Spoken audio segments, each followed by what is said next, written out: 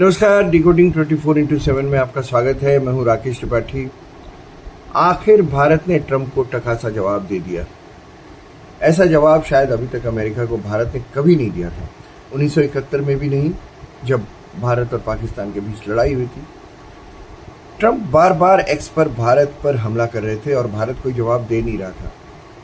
मोदी की सरकार की ओर से कोई जवाब न आने पर उनका गुस्सा धीरे धीरे बढ़ रहा था और उनके हर अगले बयान में वे आपा खोते हुए दिखाई दे रहे थे, साफ साफ दिखाई दे रहे थे। उनको लग रहा था कि भारत के प्रधानमंत्री की इतनी हैसियत कि अमेरिका के प्रेसिडेंट के ट्वीट पर कोई जवाब न दे। अब उनको पता नहीं था कि ये सरकार ट्वीट के जरिए नहीं चलती, एक्स पर नहीं चलाई जाती सरकार। उनको शायद ये भी नहीं पता था मोदी की चुप्पी ही दरअसल उसका असली ब्रह्मास्त्र है। अगर आप मोदी के पॉलिटिकल करियर को भी देखिए ना, तो न जाने कितने अपने धुर विरोधियों को उन्होंने अपनी एक लंबी चुप्पी से ही खत्म कर दिया था। इस लिस्ट में सुब्रमण्यम स्वामी से लेकर यशवंत सिन्हा, शत्रुघ्न सिन्हा और अरुण शौरी जैसे नेता भी थे जिन्हें मोदी ने सरकार में कोई जगह नहीं दी, और जगह नहीं दी तो वो मोदी पर हमलावर हो गए। इतने हमलावर हो गए कि व्यक्तिगत आरोप लगाने से भी नहीं चूके। लेकिन मोदी की एक लंबी चुप्पी ने सबको दरकिनार कर दिया। कोई स्टेटमेंट नहीं, कोई बयान नहीं, कोई रिएक्शन ही नहीं दिया। सारे ध्रुव विरोधी धीरे धीरे चुप हो गए। सिर्फ चुप ही नहीं हुए, बल्कि अब तो उनकी बातों पर कोई यकीन भी नहीं करता है। कितने इंटरव्यू आते हैं सुब्रमण्यम स्वामी के, कोई यकीन भी नहीं करता। आपको ध्यान होगा कि जिस नवाज शरीफ से मिलने मोदी बिना किसी तय प्रोग्राम के सारे प्रोटोकॉल तोड़ते हुए पाकिस्तान चले गए थे, बड़ी आलोचना भी हुई थी उसकी देश में। उसी पाकिस्तान के कई प्रधानमंत्रियों ने बार बार भारत से बातचीत की बात कही, लेकिन मोदी की ओर से कोई बयान नहीं आया। इमरान खान ने तो ऑन रिकॉर्ड कहा भी कि मैंने तो मोदी को फोन भी किया, लेकिन वो बातचीत के लिए फोन पर ही नहीं आए। मोदी की ये चुप्पी ये बताने के लिए थी दरअसल कि अब तुम सर पटक के मर जाओ, लेकिन मैं तुमसे बात नहीं करूंगा, क्योंकि बोली और गोली दोनों एक साथ नहीं चलेगी। अगर पाकिस्तान को बात करनी है तो उसे पहले आतंक बंद करना होगा, तो इसलिए तो तब जाकर हम बातचीत करेंगे। तो बड़ा क्लियर मैसेज था, क्लैरिटी बहुत साफ थी कि पहले आतंक बंद करो, बात तभी होगी। इसीलिए मैंने कहा कि मोदी का असली हथियार उनकी चुप्पी है, और ये चुप्पी ही ट्रंप के गुस्से की असली वजह है। ट्रंप को लगा कि जो मोदी मेरा हाथ पकड़कर गले लगकर हाय डी मोदी कर रहे थे, वो उनकी बात सुन क्यों नहीं रहे, रिएक्ट क्यों नहीं कर रहे।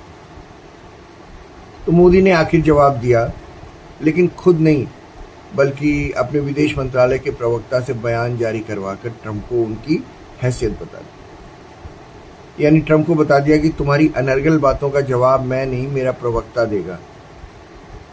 मोदी के इस रवैये से ट्रंप की खींच और बड़ी होगी, और इसीलिए शायद आज उनका बयान फिर से आया है कि वो जल्द ही भारत पर टैरिफ बढ़ाने के लेकर बड़ा ऐलान कर सकते हैं। एक इंटरव्यू में ट्रंप ने कहा है कि वो अगले 24 घंटे में भारत पर बहुत ज़्यादा टैरिफ लगाने वाले हैं। अब ट्रंप की, इससे पहले ट्रंप की जितनी भी धमकियां थी, उसको भारत ने कहा था कि इसमें कोई लॉजिक नहीं है, अनुचित है। और बीते सोमवार को ही विदेश मंत्रालय ने एक बयान जारी कर ट्रंप की टिप्पणी के संबंध में अमेरिका की आलोचना भी की थी, और वो भी गजब स्टेटमेंट था। आप जरा ध्यान से देखें अगर, तो अच्छा स्टैंड लिया भारत की सरकार ने। मंत्रालय ने कहा कि अमेरिका जहां एक तरफ खुद रूस के साथ व्यापार कर रहा है, वहीं दूसरी तरफ भारत और रूस के व्यापार पर उंगली उठा रहा है। क्यों भाई? पिछले साल कड़े प्रतिबंधों और टैरिफ के बावजूद अमेरिका ने रूस के साथ लगभग $3.5 अरब का व्यापार किया। पिछले साल की बात है अभी। विदेश मंत्रालय के बयान में आगे कहा गया, भाई किसी भी प्रमुख अर्थव्यवस्था की तरह भारत अपने राष्ट्रीय हितों और आर्थिक सुरक्षा की रक्षा के लिए सभी जरूरी कदम उठाएगा। ये भी कहा कि अमेरिका का जो रवैया है वो दोहरा रवैया है, डबल स्टैंडर्ड्स है, और अमेरिका अब भी रूस से अपने परमाणु इंडस्ट्री के लिए यूरेनियम हेक्साफ्लोराइड ले रहा है, इलेक्ट्रिक गाड़ियों की इंडस्ट्री के लिए पैलेडियम उर्वरक यानी फर्टिलाइजर ले रहा है और केमिकल ले रहा है। किसी भी बड़ी इकॉनमी की तरह भारत भी अपने नेशनल इंटरेस्ट को सबसे ऊपर रखेगा। आर्थिक सुरक्षा की रक्षा के लिए जितने जरूरी कदम उठाने चाहिए वो उठाएगा।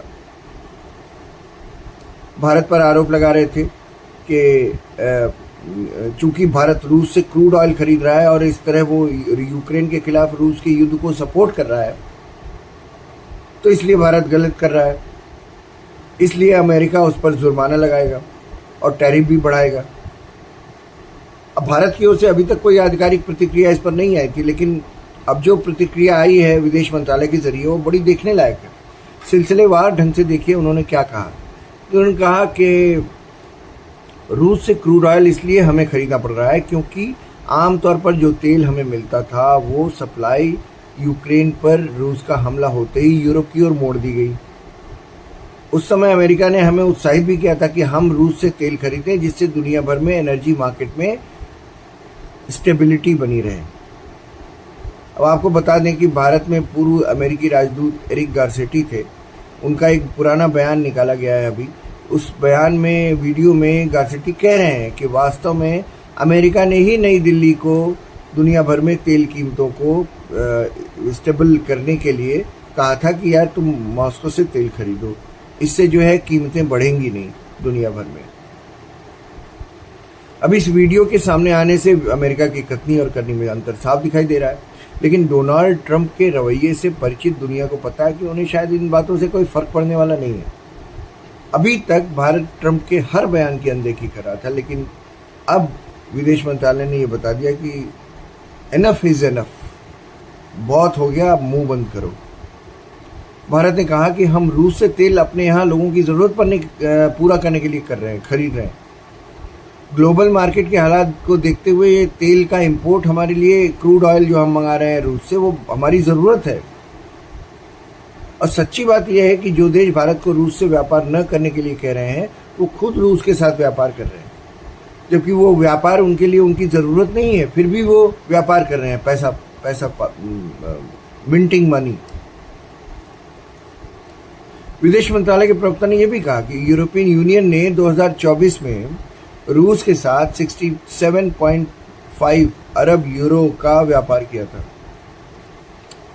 अभी पिछले साल, और उससे भी एक साल पहले 2023 में 17.2 अरब यूरो का सर्विस ट्रेड किया था। अब ये जो है मॉस्को के साथ भारत का जो टोटल ट्रेड है उससे कहीं ज्यादा है, और हमको कह रहे हैं कि आप मत करो ट्रेड, हम करेंगे आप मत करो।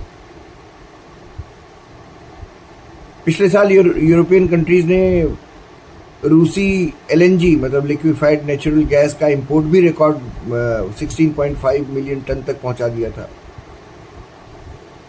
इसमें एनर्जी के अलावा फर्टिलाइजर, केमिकल, स्टील और मशीनरी का ट्रेड था। तो वही काम हम करें तो हमारा कैरेक्टर ढीला। सलमान खान की मूवी थी ना, उसमें गाना था। भारत ने यह भी कहा था कि अमेरिका रूस से प्रमुख वस्तुओं का आयात जारी रखे हुए है, जिनमें परमाणु संयंत्रों के लिए यूरेनियम, इलेक्ट्रिक वाहनों के लिए पैलेडियम और different type of chemicals and fertilisers भी शामिल है। इससे पहले अमेरिकन प्रेसिडेंट डोनाल्ड ट्रंप ने मंडे को बहुत चेतावनी देने के अंदाज में कहा था कि वो भारत पर टैरिफ और बढ़ाएगा। यार बढ़ा लो यार, झुकने वाले नहीं है हम। विदेश मंत्रालय ने साफ कह दिया, धमकी दी थी उन्होंने कि अगर मॉस्को यूक्रेन के साथ एक बड़े शांति समझौते पर सहमत नहीं होता तो रूस के साथ ट्रेड करने वाले देशों पर 100% टैरिफ लगा देंगे। लगाओ, नुकसान किसका होगा? तुम्हारे यहाँ के लोगों को होगा। खैर, ये वीडियो आपको कैसा लगा कमेंट करके हमें बताइएगा। ये वीडियो अच्छा लगा हो तो इसे शेयर कीजिएगा और इसे लाइक कीजिएगा। लाइक करना बिल्कुल ना भूलिएगा। आज का एपिसोड यहीं तक। मुझे दीजिए इजाज़त, आज्ञा दीजिए। अगली बार फिर किसी नए मुद्दे पर फिर से उपस्थित होंगे। नमस्कार।